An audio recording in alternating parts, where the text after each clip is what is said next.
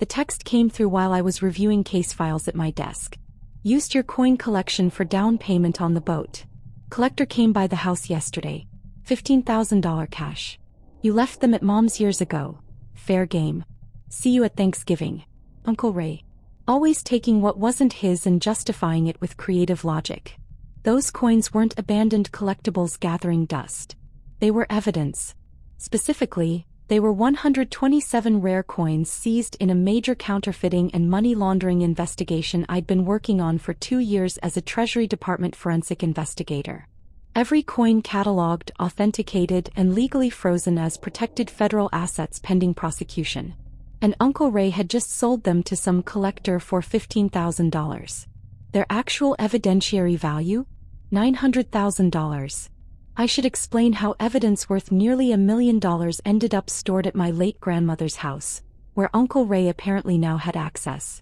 4 years ago I graduated with a degree in economics and numismatics, the study of currency and coins. My family thought it was bizarre.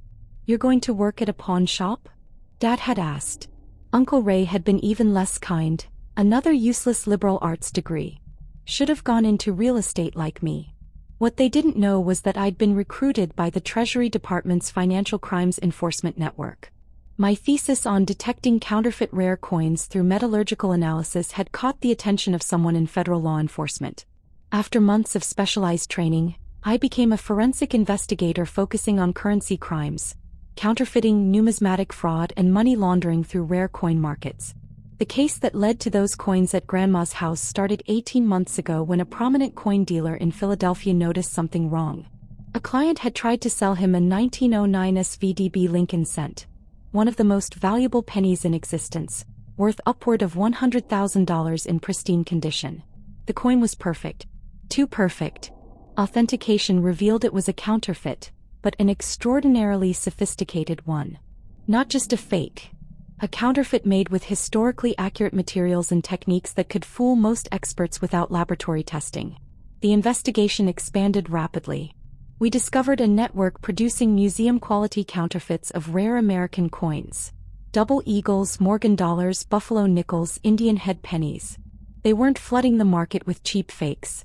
They were creating small numbers of perfect replicas sold to wealthy collectors for enormous sums.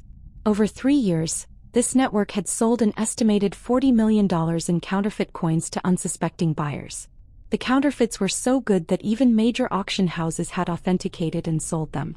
We'd spent 18 months building the case. Wire surveillance, financial forensics, undercover purchases. Finally, we'd executed search warrants and seized 847 counterfeit coins from the network's production facilities and dealers. 127 of those coins were the highest quality examples, the master forgeries, used as templates for making molds and authenticating other counterfeits. These were crucial evidence. Without them, proving the manufacturing process and linking all the defendants would be nearly impossible. Federal evidence protocol required secure storage with climate control and 24-hour monitoring. Our evidence facility had space issues due to a major renovation. My supervisor approved temporary storage at approved secure locations for non-hazardous evidence. Grandma's house qualified. She'd lived alone in a large Victorian with a finished basement, security system, and dehumidifier set up perfect for coin preservation. I'd installed additional cameras, filed all necessary paperwork, and stored the coins in a locked safe. "What's all this fuss about old pennies?" Grandma had asked when I brought the safe over. "Evidence for a case, Grandma. They need to stay locked up. Don't let anyone access them. Who's going to want your old coins? Ray never cared about your collections anyway." That was 3 years ago. Grandma had passed away 8 months ago. I'd been traveling for work during the funeral, testifying in a different case in California. I'd planned to retrieve the coins the following week, but the estate was in probate. Uncle Ray, as executor, controlled access to the house. I'd called him twice about retrieving the safe. Both times he'd said he was too busy with estate stuff, and would let me know when I could come by. Apparently he'd been busy selling the contents instead. I called him immediately. He answered on the second ring, sounding pleased with himself. "Did you get my text? Pretty good negotiation, right? Guy wanted to lowball me at $10,000, but I held firm at $15,000. Ray, those coins weren't yours to sell. They were in Mom's house. I'm the executor. Everything in that house is part of the estate. Except items that don't belong to the estate. Those coins were federal evidence. I told you I needed to retrieve them. You said you had some old coins stored there. You never said they were evidence or whatever.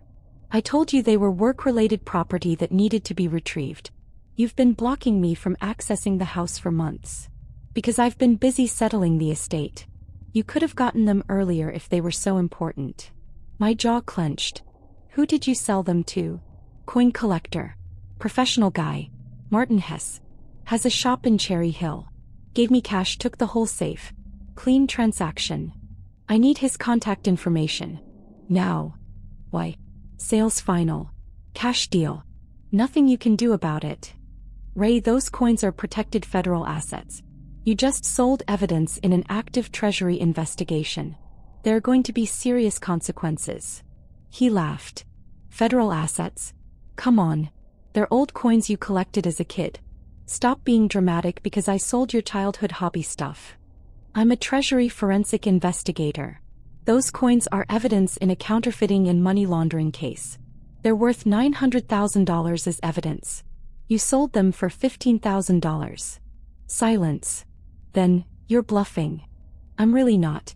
Send me Hess's information right now, or I'm reporting this to my supervisor and you'll be talking to federal agents instead of me.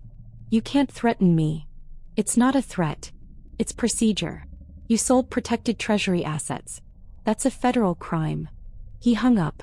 I immediately called my supervisor, Director Frank Chin. We have a problem, I said and explained the situation. Chin was quiet for a long moment. The master forgeries? The ones we need for the Anderson trial. All 127 pieces. Anderson's trial starts in 6 weeks. Without those coins we can't prove the manufacturing chain. The defense will argue the counterfeits could have come from anywhere. I know. Who has them now? Coin dealer named Martin Hess in Cherry Hill. I'm trying to get contact information. I know Hess. He's been on our watch list for 2 years. Suspected of laundering money through rare coin sales. If he has those coins, he knows exactly what they are. My stomach dropped. You think he's connected to the network? Possible. Or he's an opportunistic fence who recognized valuable evidence when he saw it. Either way, we need to move fast. I'm sending a recovery team to your location and initiating contact with the U.S. Attorney's Office. Where are you? Home. I can be at the field office in 20 minutes. Get here. And bring all documentation on the evidence storage arrangement. I grabbed my files and headed out.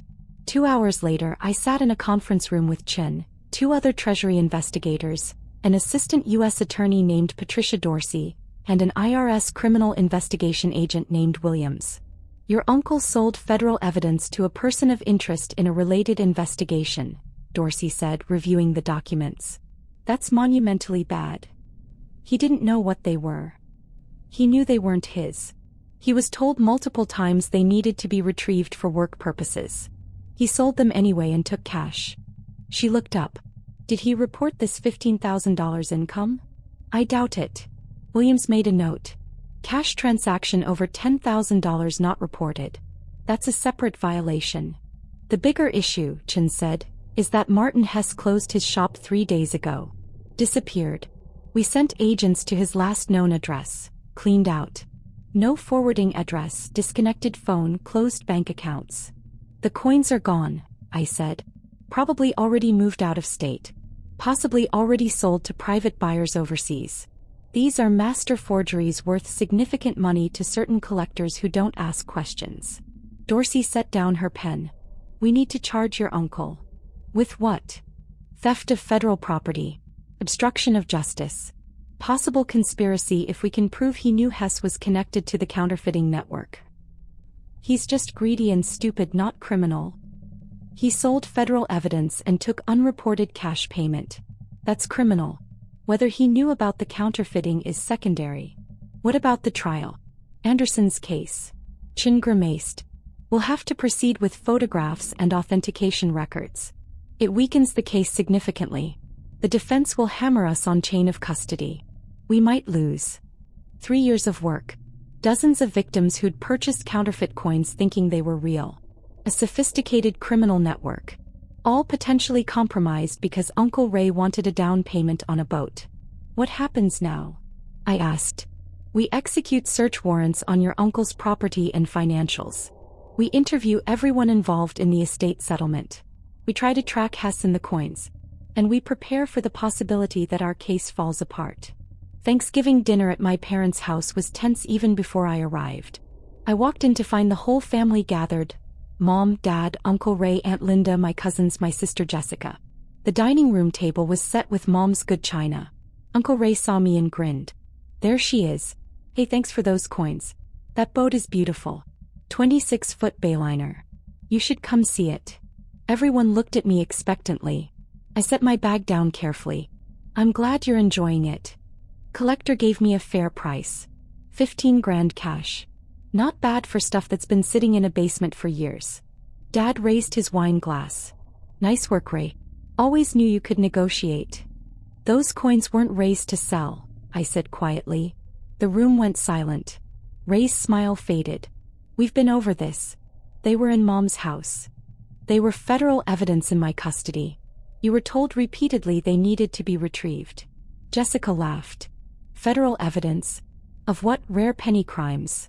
Counterfeiting and money laundering. I'm a Treasury forensic investigator. Those coins were evidence in a case going to trial in 6 weeks. Uncle Ray waved dismissively. You work for the government doing some desk job. Stop exaggerating about old coins to make yourself sound important. I work for Treasury's Financial Crimes Enforcement Network. I investigate currency counterfeiting, numismatic fraud, and money laundering through rare coin markets.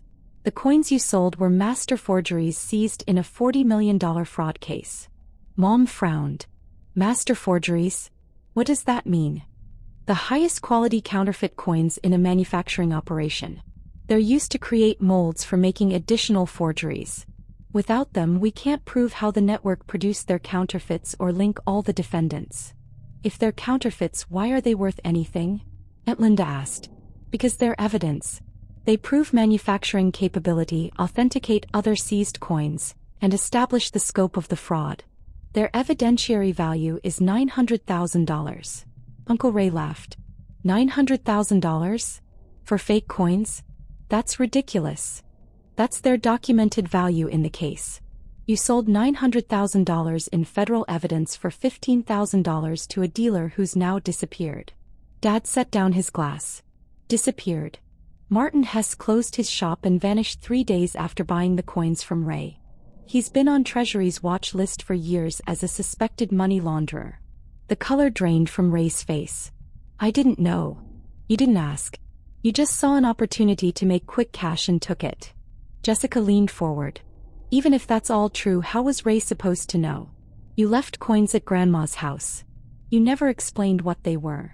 I told him they were work-related property that needed to be retrieved. I called him twice to arrange pickup. He blocked me both times because he was too busy with estate stuff. Apparently, he was busy selling my property instead. It was in my mother's house, Ray said, his voice rising. Under estate law, everything in that house became part of her estate when she died. Except property that doesn't belong to the estate. Property that was explicitly stored there temporarily for work purposes. Property I told you needed to be retrieved. You never said it was evidence. I couldn't disclose case details. But I told you it was work property that couldn't be sold or moved. You did it anyway. Mom touched Ray's arm. Did you really sell her coins without permission? They'd been there for 3 years. She never came to get them. Because you wouldn't let me in the house. You kept saying you were too busy. Aunt Linda looked worried. Ray, if she told you they were work property. She said she had some work stuff stored there. I thought she meant files or old paperwork. Not evidence or whatever. I pulled out my phone and showed him our text exchange from 2 months ago. Here's where I asked to retrieve work-related items from Grandma's basement. You replied, not a good time, estate is complicated, maybe next month. That was the last time you responded before selling everything. Dad read the text. Ray. I was busy. The estate had issues. I couldn't just let her come by whenever. So you sold my property instead? I didn't think it mattered. It matters to the Treasury Department, the U.S. Attorney's Office, and the IRS. Ray went pale. The IRS. You took $15,000 cash and didn't report it as income. That's tax evasion. You also sold federal property without authorization, which is theft. And you obstructed a federal investigation by removing evidence. The room was dead silent. This is insane, Ray said. I made a mistake. I'll give back the money. The coins are gone. Martin Hess disappeared. The money you got was a fraction of their value. And our case is now compromised. Jessica stood up. You're really going to press charges against family over some coins? I'm not pressing charges. The federal government is. I'm just the investigator whose evidence was stolen. Mom looked between us. Can't you just explain it was a misunderstanding? A misunderstanding would be if Ray didn't know I needed the coins back. But I told him multiple times. He ignored me and sold them anyway. That's not a misunderstanding, that's theft. Ray's hands shook. I didn't know they were evidence. I thought you were just being difficult about old collectibles. Biz, you never listened. You never believed I had an important job. You've spent years calling my career worthless. That's not fair. You literally told everyone I worked some desk job. You've mocked my economics degree for years. You've never once asked what I actually do. Dad cleared his throat. To be fair, you never told us much about your work. Because it's classified federal investigations. I can't discuss active cases. But I told you I work for Treasury investigating financial crimes. You just didn't believe it was real work. The doorbell rang. Mom went to answer it. Two men in dark suits stood on the porch. Mrs. Patterson? We're with the Treasury Department. We need to speak with Raymond Patterson. Mom's hand went to her mouth. Oh God. The agent stepped inside. Mr. Patterson, I'm Special Agent Kirkland. This is Special Agent Morris. We need to discuss the sale of federal evidence that was in your possession. Uncle Ray stood frozen. I want a lawyer. That's your right. But we need to ask you some questions about Martin Hess and the coin sale. I don't know anything about Hess except he bought some coins. Coins that were federal evidence in an active investigation. Coins you sold without authorization despite being told repeatedly they needed to be retrieved by the Treasury investigator who stored them. Aunt Linda grabbed Ray's arm. Don't say anything without a lawyer. Agent Kirkland nodded. We also need to discuss the $15,000 cash payment you received and didn't report as income. How did you? Ray stopped. The IRS has been notified. They'll be contacting you about the unreported income and possible tax evasion charges. Ray sank into a chair. This can't be happening. We have a warrant to search your home and vehicles. We also have a court order freezing your bank accounts pending investigation into the source and disposition of the $15,000. You're freezing my accounts? Standard procedure when investigating theft of federal property and potential money laundering. We need to trace where the money went and ensure no additional evidence has been hidden or destroyed. Jessica stepped forward. This is harassment. My uncle made an honest mistake. Your uncle sold federal evidence worth $900,000 for $15,000 cash to a known person of interest in a related investigation. That's not an honest mistake. That's a crime. Agent Morris handed papers to Ray. These are the search warrants and asset freeze orders. A team is already at your residence. You'll need to come with us to answer questions. Am I being arrested? Not at this time. But you're a subject in a federal investigation. We strongly recommend you cooperate. Ray looked at me, his face desperate. Can't you do something? Tell them I didn't know. You did know. I told you. You chose not to listen. Please. I'll pay back the money. I'll help find Hess. Just don't let them charge me. It's not up to me. You stole federal evidence. There are consequences. Agent Kirkland gestured to the door. Mr. Patterson, we need to go. Ray stood slowly. Aunt Linda started crying. Dad looked stunned. As they led Ray out, he turned back. The boat. I just wanted a boat. The door closed behind them. 3 weeks later, I sat in the U.S. Attorney's office as they laid out Ray's options. We've frozen his accounts, seized the boat and recovered $8,000 of the original $15,000, Patricia Dorsey explained. The other $7,000 was spent on boat expenses and house repairs. What about the coins? I asked. Still missing. Hess is in the wind. But we tracked the sale to 3 overseas buyers through wire transfers. We're working with Interpol to recover them, but it's complicated. So the trial? We're proceeding with alternative evidence. Photographs, authentication records, expert testimony. It's weaker than having the physical coins, but we have enough to prove the manufacturing process. The defense is already filing motions to suppress based on chain of custody issues. Because of Ray. We might still win, but he's made it much harder. What happens to him? Dorsey slid papers across the desk. These are his options. Option 1. Plead guilty to theft of federal property and tax evasion. Sentence recommendation of 3 years federal prison, $100,000 in fines, and full restitution for investigative costs, approximately $175,000. I winced. He doesn't have that kind of money. Then he sells assets. His house, vehicles, retirement accounts. The boat's already been seized and will be auctioned. Option 2. He cooperates fully. Testifies against Hess if we find him. Provides any information about the sale. Pleads to reduce charges. Mishandling federal property and failure to report income. Sentence recommendation of 18 months prison, 2 years supervised release, $50,000 fine and $75,000 restitution. He'll take option 2. He should. Bez option 3 is we take this to trial. If convicted, he's looking at 8 to 10 years federal prison and up to $500,000 in fines. That would destroy him. He destroyed a federal investigation. Actions have consequences. I left the office feeling sick. 2 months later, Ray stood in federal court and pleaded guilty to mishandling federal property and tax evasion. The judge, a woman named Sandra Portman, was not sympathetic. Mr. Patterson, you were explicitly told that items in your possession were federal property that needed to be returned. You ignored those requests and sold the property for personal gain. You then failed to report the income from that illegal sale. Do you understand the seriousness of these charges? Yes, Your Honor, Ray said quietly. Your actions compromised a major federal investigation involving millions of dollars in fraud. Victims of that fraud may not see justice because of your greed and negligence. I didn't know. You didn't care to know.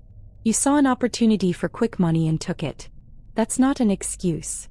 Judge Portman reviewed the sentencing recommendation.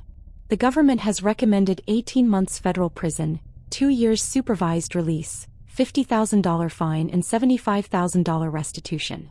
Do you understand these terms? Yes, Your Honor. The restitution covers the cost of additional investigation, expert testimony, and recovery efforts necessitated by your theft. If you cannot pay, your assets will be liquidated. Is that clear? Yes, Your Honor. You will report to the Bureau of Prisons within 30 days. You will have no contact with Martin Hess or any individuals associated with the counterfeiting investigation.